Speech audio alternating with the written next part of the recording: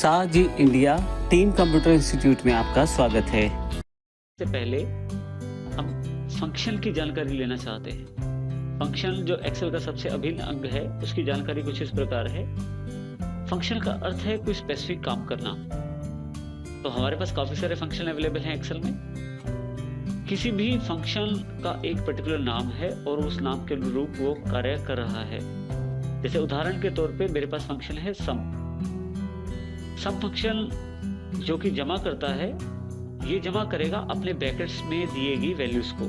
इन values को हम arguments भी कह सकते हैं। सम फंक्शन में आप जितने मर्जी आर्ग्यूमेंट्स दे सकते हैं, जो कि अलग अलग नंबर हो सकते हैं, जैसे 10, 20 और 30।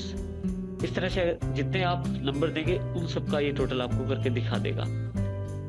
आप इन नंबरों की जगह सेल का एड्रेस भी दे सकते हैं, जैसे D2, C2, E2, और ये उनका टोटल भी करके दिखाएगा।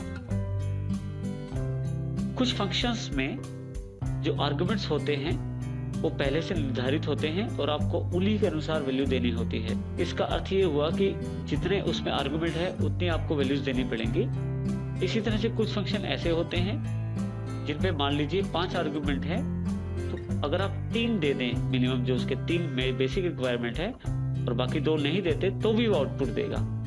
तो इस तरह से फंक्शन जो है वो अलग अलग प्रकार के हैं और उनके आर्गुमेंट के आधार पे आप उनका जो आउटपुट ले सकते हैं। नेक्स्ट टैब जो हमारे पास उपलब्ध है वो है फार्मूलाज के रूप में, जो एक्सेल की सबसे इंपॉर्टेंट टैब के रूप में है। इसमें हमारे पास काफी सारे ग्रुप्स हैं: function library, defined names, formula auditing और कैलकुलेशन के नाम से।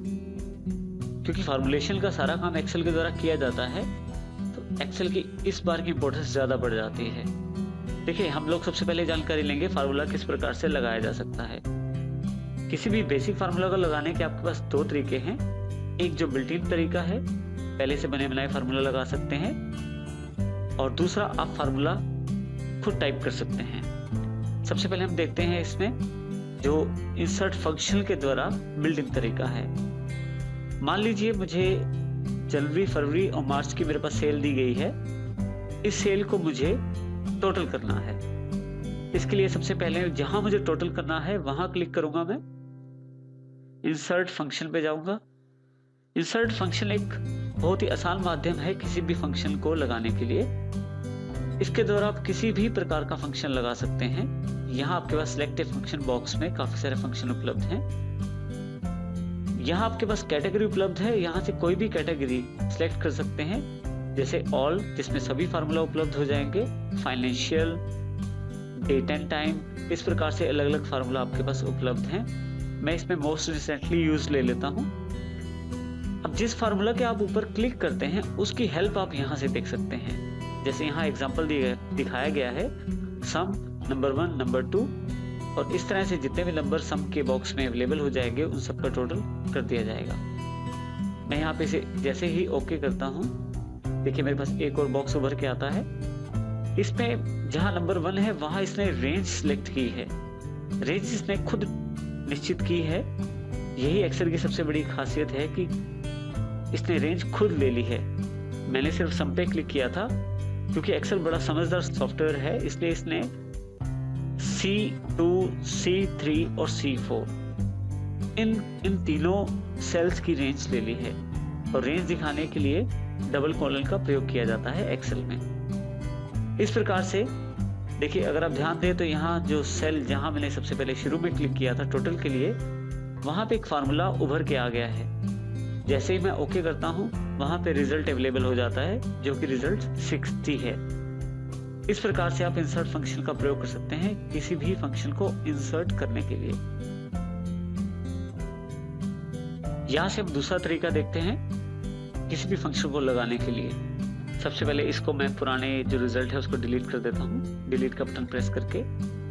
देखिए, अगर आप मैन्युअली कोई भी फार्मूला लगाना चाहते हैं तो इक्वल से शुरू होगा। सबसे पहले आप इक्वल का निशान लगाएं। इसके पश्चात जो भी फार्मूला आप लगाना चाहते हैं उसको लिखें। जैसे मैं सम लगाना चाहता हूं, SVM टाइप कर देता हूं। एक्सेल आपको खुद एक रेफरेंस प्रोवाइड कर देता है जिसमें हेल्प मिल जाती है आपको कि किस प्रकार और कौन सा फंक्शन में किस प्रकार के आर्गुमेंट रहेंगे और कौन सा फंक्शन किस प्रकार से आपको रिजल्ट देगा। ब्रैकेट ओपन करता हूं तो देखिए मेरे पास यहाँ नीचे हेल्प अवेलेबल हो गई है, नंबर 1, नंबर 2, नंबर 3, इस तरह से जितने भी नंबर मैं ऐड करूंगा उन सबका टोटल आपके पास अवेलेबल हो जाएगा। सबसे पहले मैं यहाँ नंबर लिखने के बजाय एन पे क्लिक कर देता हूँ। देखिए इसने खुद एड्रेस उठा लिया C2, मैं C2 खुद भी टाइप कर सकता हूँ, कोमा। नेक्स्ट एड्रेस मेरे पास है C3, अब की बार मैं इसे टाइप कर देता हूँ, कोमा। नेक्स्ट एड्रेस है C4, उसको मैं क्लिक कर देता हूँ और शिफ्ट दबा के ब्रैकेट का सिंबल दबा देता हूँ जो कि 0 के ऊपर उपलब्ध है आपके कीबोर्ड पे। जैसे ही आप एंटर करते हैं आपका रिजल्ट आपके पास अवेलेबल हो जाता है। यदि आप यहाँ फार्मूला बार में देखें तो आपके पास वही फार्मूला आपके पास दोहराया गया है, उस टोटल को बताया गया है। इसके अलावा आप रेंज भी बता सकते हैं किसी भी फार्मूला को लगाने के लिए, जिसमें मैंने अलग अलग सेल्स का प्रयोग किया है। अगर आपके पास सेल्स की संख्या ज्यादा है तो आप रेंज का प्रयोग भी कर सकते हैं। इसके लिए हम एक उदाहरण और समझ लेते हैं।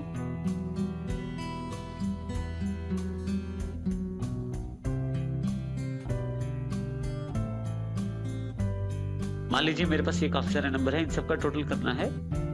अब अगर मैं एक एक सेल का रेफरेंस दूंगा ये तो काफी समय ले लेगा। सबसे आसान तरीका है मैं रेंज प्रोवाइड कर दूं। रेंज प्रोवाइड करने के लिए फिर से इक्वल का निशान सबसे पहले, क्योंकि सबसे पहले मुझे कोई भी फंक्शन एक्सेल में लगाने के लिए इक्वल का निशान लगाना जरूरी है। फिर जो फंक्शन आप लगाना है उसका नाम टाइप करें, जैसे सम, ब्रैकेट ओपन करें। देखिए अब मेरे पास एक तरीका यह है कि मैं सब नंबर्स पे क्लिक करके कोमा डाल के और ब्रैकेट बंद करके जैसे मैंने पहले किया वैसे उसका आंसर ले सकता हूं। लेकिन इससे आसान तरीका एक और है, रेंज। सबसे पहला नंबर क्लिक कर लेता हूं मैं यहाँ पे, जिसका एड्रेस E2 है। शिफ्ट दबा के डबल कॉलन दबा दीजिए और सबसे लास्ट वाला एड्रेस क्लिक कर लीजिए, जो कि 44 नंबर है, जिसमें एड्रेस है E7। इसके पश्चात ब्रैकेट क्लोज कर दीजिए और एंटर प्रेस कर दीजिए। देखिए सबका रिजल्ट अवेलेबल हो गया है आपके पास। इस तरह से दूसरा तरीका आप रेंज के द्वारा भी किसी फार्मूला को अप्लाई कर सकते हैं, जिससे कि आपको हर एक सेल या हर एक एड्रेस को क्लिक नहीं करना पड़ेगा। एक रेंज से ही वो आपका टोटल आपको दे देगा।